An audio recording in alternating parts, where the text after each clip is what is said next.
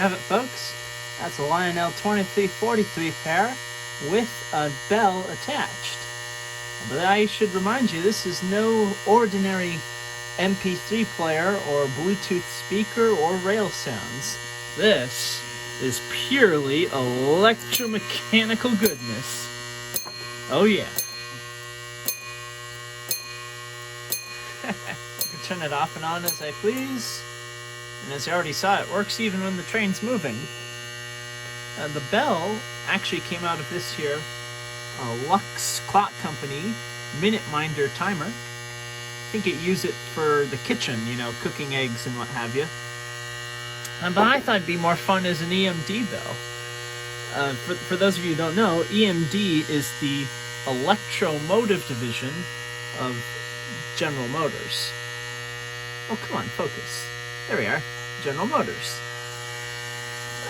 In truth, the sound isn't exactly the same, but, you know, it's as good as it's going to get for a, you know, kitchen timer bell.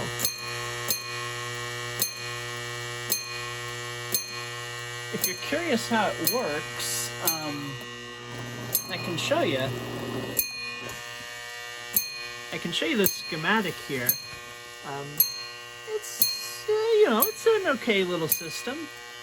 And I'll tell you what I do. I'll go ahead and explain it, assuming you already know a little bit about Lionel and electronics. And if you don't know about Lionel and electronics, I'll be happy to explain more in detail later. But first, here's the very quick explanation. Okay, the quick explanation is that the on-off switch is accomplished with a latching relay, which Lionel used as a 2-position E unit, and that's hooked up to the same pickup shoe that picks up these 4th and 5th rails on the activation track. Coincidentally, or not, it's the same circuit that activates the uncoupler, so that's a little inconvenient, but it works for now. The next part is the timer, which you can see is this rotating disc. And the motor for this is actually a stepper motor. And the reason I'm able to run it off of AC is because I attached a capacitor in parallel with one of the coils, which phase shifts this coil by 90 degrees, which gives you the appropriate waveform for driving the stepper motor. Then there is one last little complication.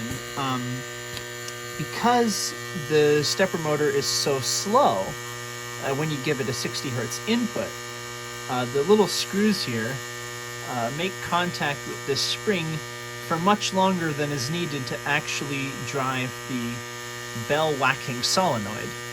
So I have a little circuit tucked away inside the bell that has a little relay inside of it. Basically, when the timer first closes, current is able to flow through the bell whacking solenoid, but it's also able to flow through the relay here, and that turns on the relay and opens the normally closed terminal. And so the bell whacking solenoid only has a short time to receive power. And I'm able to control how long the relay activation is delayed by varying the value of this capacitor I put in parallel. If none of that made sense, I'll be happy to explain in some more detail, but if you do know some electronics, that is the basics of what's happening here.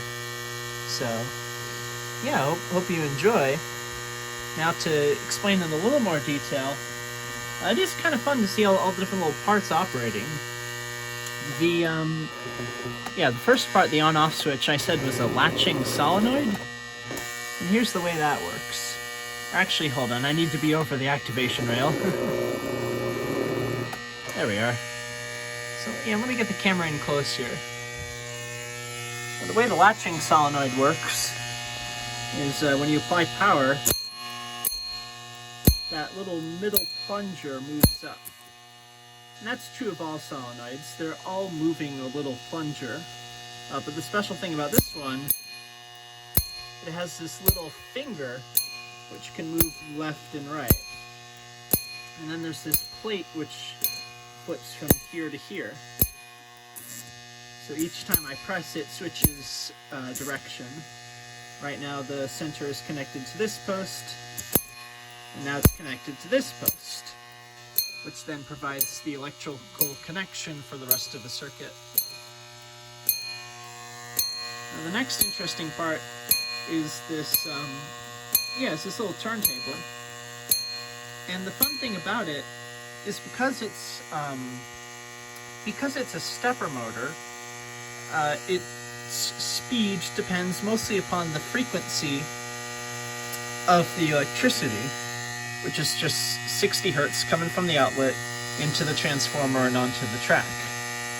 So you'll see, even if I increase the power a whole bunch, that doesn't really change the speed of the turntable. So that's good for getting consistent bell ringing. And the way the stepper motor usually works is it originally came out of an Arduino kit. So normally you would hook this, you would hook the stepper motor into this controller board, and you would hook this controller board into your Arduino. And there are some different ways to drive the stepper motor. I won't, it's a rabbit hole all of its own, and I won't attempt to explain every possible way you could drive a stepper motor.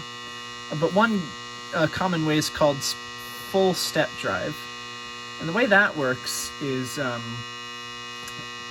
you essentially power one coil and then the other, one coil and then the other. And if you don't know how a stepper motor works, I can give you a little intuition for that. You'll have to understand that this drawing, is the inner workings of this are shaped differently than two literal coils. They're actually sort of on top of each other rather than next to each other. But the basic principle is the same here. You have a permanent magnet in the middle, and that's what eventually drives the rotor, which through gears drives this output shaft. And so what happens is when you apply a magnetic field to this first coil, when you apply a voltage to this first coil, it creates a magnetic field in this direction, and the permanent magnet wants to align with that magnetic field. Then you could turn this coil off, and you could turn this coil on. And so now this coil on the bottom here is going to create a magnetic field in this direction. So the magnet will align with that. Then you can turn the first coil on in the opposite direction. And you can just turn the second coil on in the opposite direction. And then the cycle repeats all over again. And that's how you get your rotating rotor.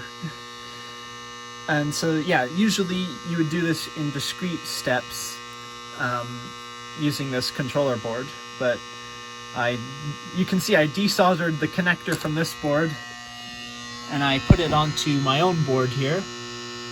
And this is running directly off of AC, which is, alternating current. It's this sine wave here. And the way I was able to get it to work is, like I said earlier, I put this capacitor in parallel with one of the coils. So, just for context, this is the hot from the AC, so that'd be the center rail, and this is the ground, which should be the two outer rails. And so there's a sine wave voltage being applied between these 2 points. And if I didn't have this capacitor, both coils would have approximately the same voltage and same current at the same time. And that doesn't work because we need one to activate and then the other. So by adding the capacitor, I'm able to delay this coil by some amount of time. And so, in the technical term for that is kind of phase shifting. So, essentially I'm able to get this sine wave at the bottom here for this bottom coil. And you can see it's delayed relative to the first sine wave, and it kind of approximates what the controller was doing. It's just, smooth curves now instead of these discrete little steps.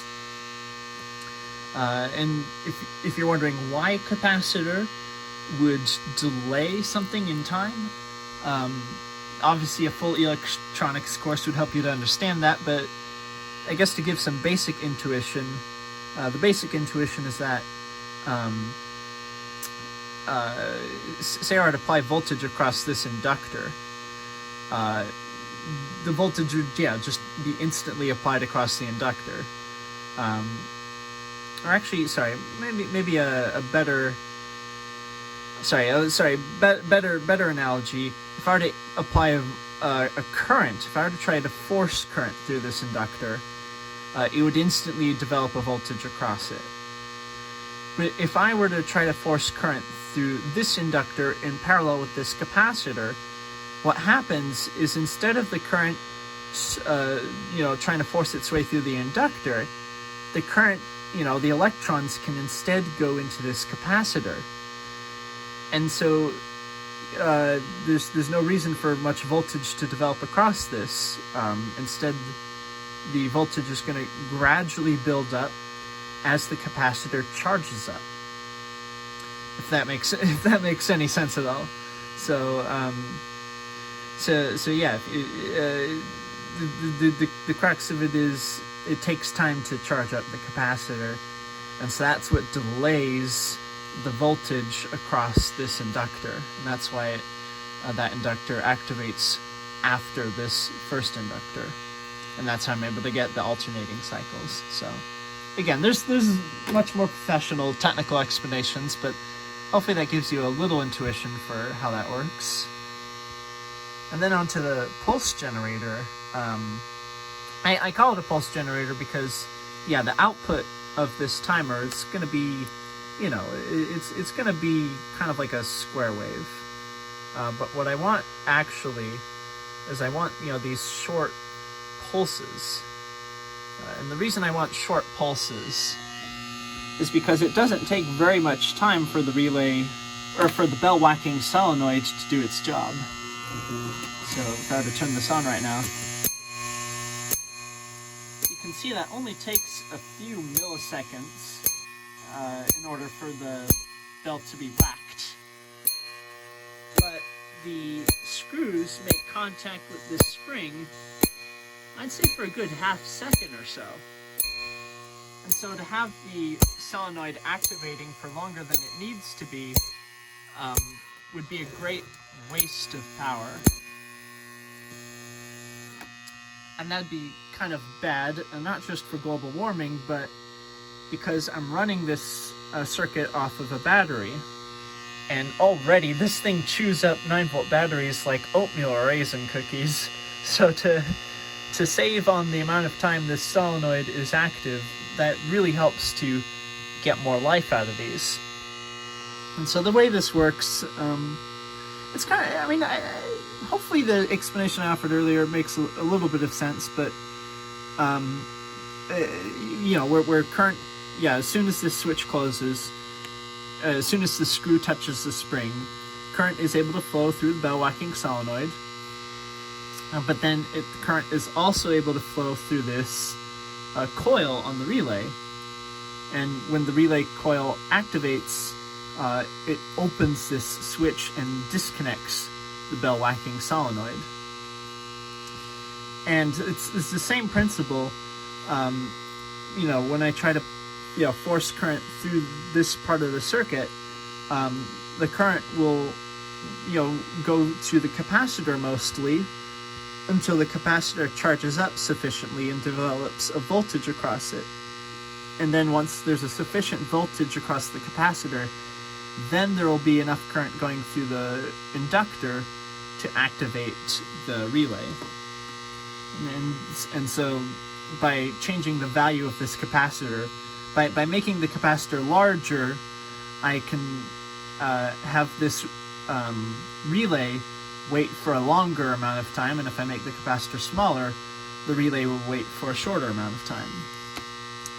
And actually I can show you, just to make this a little more tangible, all of this circuit is buried inside the bell because, space limitations. But if you wanted to see what the relay looks like, it's just this box here. And so it has, these 5 terminals on the back. These would be the 2 for the coil. This would be the common terminal. This would be the normally closed terminal. And this would be the normally open terminal. And normally closed means that when you don't apply power to the coil, it's closed, and when you do apply power, it opens. So that's buried away inside the bell here. You'll have to take my word on that. And then that's just about the whole circuit there. I guess, yeah, all that's left is, well, there are these capacitors, and the reason I have those there is because it does take quite a lot of current to drive the bell whacking solenoid, and so it helps out the battery if that current can come from the capacitors. And then while the bell is inactive, while the solenoid is inactive in between each ring, the batteries have a chance to more gradually charge up the capacitors. And just to give some perspective on the capacitors, to get 3000 microfarads, I had to put 3 of these 1000 microfarad capacitors together. And again, those are also buried inside the bell, approximately down below in here. And just to give you a historical perspective on why this may have been hard to do in the 1950s, actually, is I went ahead and went to the Electronic Supply Co. to order a 3000 microfarad capacitor, and I got this chonker. It's only 10 volts. This one is 25 volts, and it's much more than 3 times larger. The folks at the Supply Co. were actually really nice. They didn't charge me for this capacitor because capacitors are known to go bad after some time. At least these electrolytic ones with chemicals inside. I just thought that was a fun detail. So if you were to build this in the 50s, yeah, you would probably just have to hook up the batteries directly to the solenoid without this capacitor to buffer them, because I don't know where you would fit such a thing in here. And it's only 10 volts. You'd need a probably even larger one for the 18 volts that come from the 2 9-volt batteries. So I guess another interesting bit of trivia, if you're curious, is that the bell whacking solenoid actually is a Lionel part. It came out of a bell ringing tender from the 1940s, I believe. And obviously, yeah, that tender was pretty small. I don't have one, but it, had a little sloped back. Came with a switcher locomotive. And you can imagine, there wasn't space in that tender for all this stuff. So instead of having, like some motor and a turntable, what they did instead for that mechanism is they instead used a bit of a circuit breaker to turn the solenoid off and on. And the way the circuit breaker worked in those days is it was a bimetallic strip. And what a bimetallic strip is it's these 2 metals squooshed together into a flat strip. And the interesting part is one of the metals expands more than the other when you heat it up. So if you heat up the whole strip, the strip bends. Now this is just a ruler, but you use your imagination. So what you would do is you would have this bimetallic strip, this circuit breaker, in series with the bell whacking solenoid. So when you first apply power, current flows through the strip, through the bell whacking solenoid. The solenoid does its bell whacking thing. And then, because there's current flowing through the bimetallic strip, it would open up, and that would open the circuit, but then it would take some time for this to close again. And then ding, and then it would cool down again, and then ding. And that's how the old version used to work. I opted to do this sort of different mechanism because when you look up videos of the bell ringing tender, most of them I've seen, the dings are like several seconds apart. It's not really yet a regular thing. And I wasn't able to find the Lionel bimetallic strip online. Now you could use, if you had an automatically resetting circuit breaker, that would achieve the same effect, but difficulty was that most of the circuit breakers I found online were for, at least 1 amp, which is quite a lot of current. Now, granted, there may actually be 1 amp going through this coil. I haven't measured it, but usually with these thermal circuit breakers, at least these modern ones, I think it takes, a little while for the breaker to trip. It's not, with these thermal breakers, it's a matter of having the current limit exceeded for some amount of time.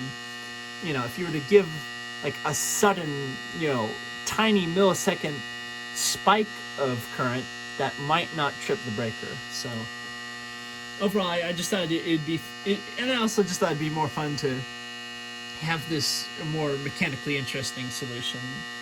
So yeah, that's the bell I came up with.